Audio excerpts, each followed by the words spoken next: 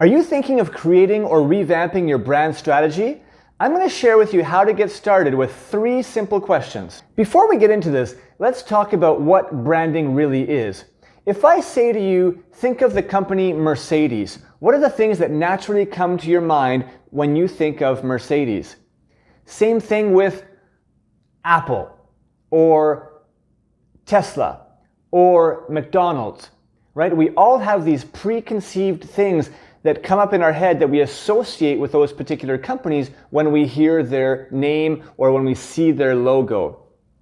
This is inherently the branding that is associated to that particular company that has been created over time.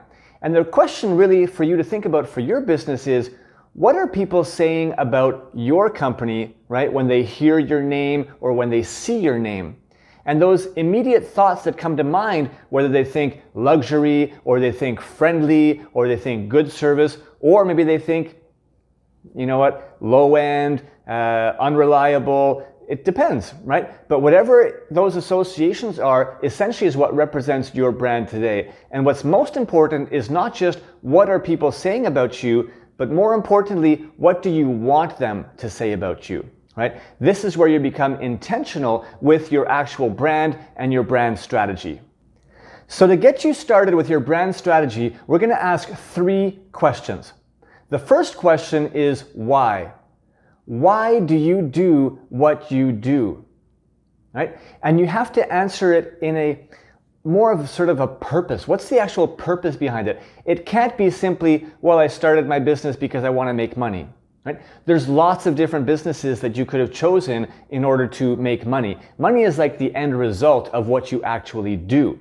So the question is, what is your purpose? What are you trying to do? Why did you choose, why did you choose that particular business?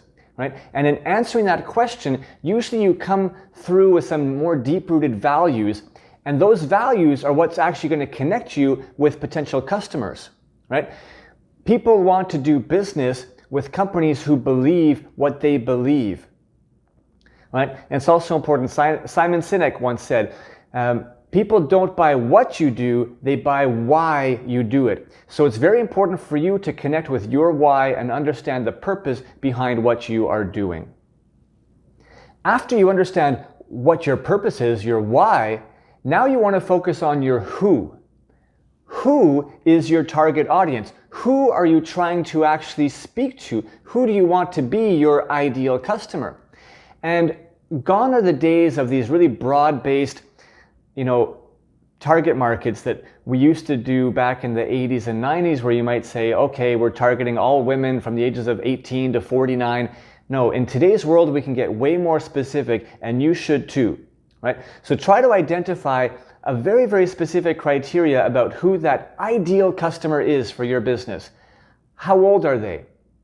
What gender are they? Where do they live? What do they do for work?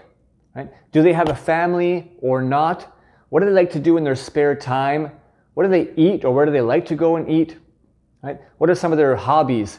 These are all questions that you want to try to create an avatar around an ideal customer, because this will allow you to really, really be able to connect with those values of that individual and really create a brand voice for your company that's going to be able to speak directly to that individual. Obviously, you're going to have a kind of a rainbow effect that you will talk to other people other than just your specific avatar, but it's important to have a clear-cut voice and know how you want to connect with people, and ultimately that'll have a much more broad impact for you in your communication strategy. So understand who you're targeting with your company. The last question you want to ask yourself is how? Okay, so how do my products or services answer the needs or respond to the challenges of that target consumer that I just defined in the previous step? Right? So very, very important, because everything in the company is always about problem and solution. That's what drives consumer behavior. So once you've identified who your target consumer is, it's really important to be very specific about how your product or service is actually helping that consumer. helping them overcome a challenge, helping them overcome a particular problem in their life. Once you can connect those dots, you're going to have a very, very solid strategy to be able to move forward with. So let's see what an example of this could look like in an actual business setting. Let's pick a hair salon. So as the why, your purpose, right, for opening up a hair salon, it might be very well because you know what, you love people and you want to help people look good and feel good.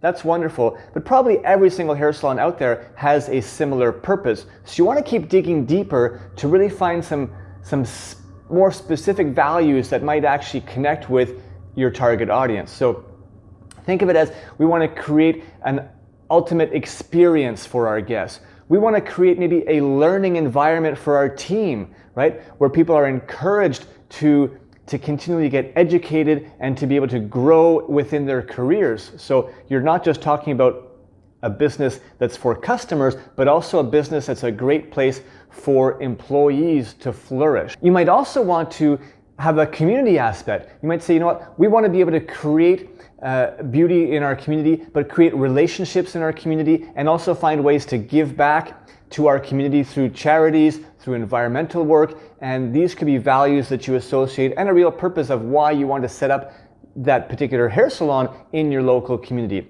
So these are all some guidelines that might work for you.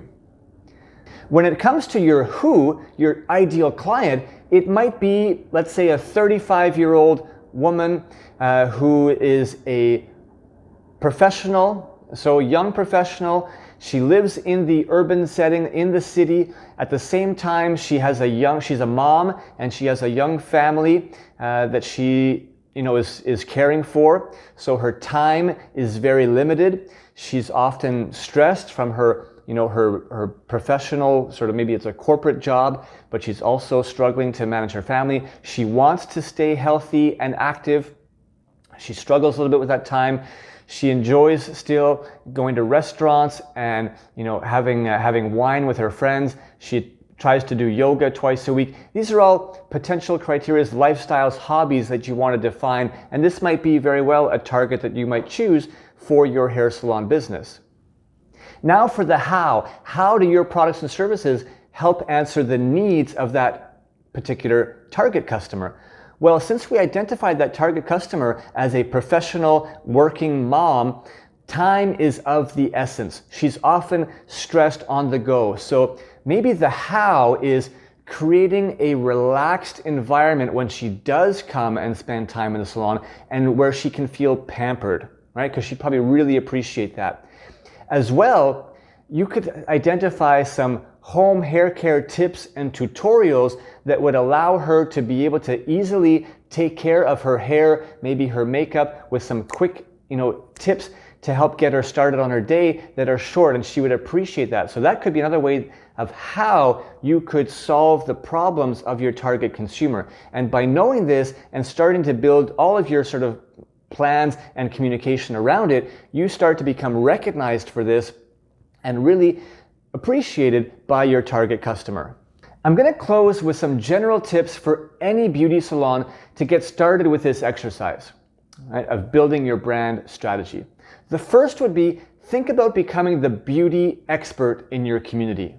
Right? That's always going to set you apart if you can really be the go-to resource for beauty tips, tutorials, and expertise. Second tip would be to build real connections and relationships with people in your community. Get to know them on a personal level. The deeper that your relationships are, the more that you're really going to understand the needs and challenges that those individuals have and be able to tailor your solutions to meet those needs. In your communication strategy, you want to speak directly to that target market, right?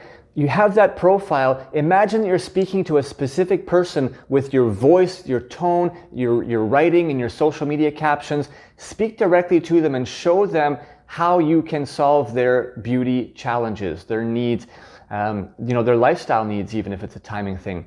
And then finally, just make sure that you're always adding value. Add value in every single capacity that you can is going to be a great way for you to get that message out there to connect your why, right, with the who and show them how you can solve their problems.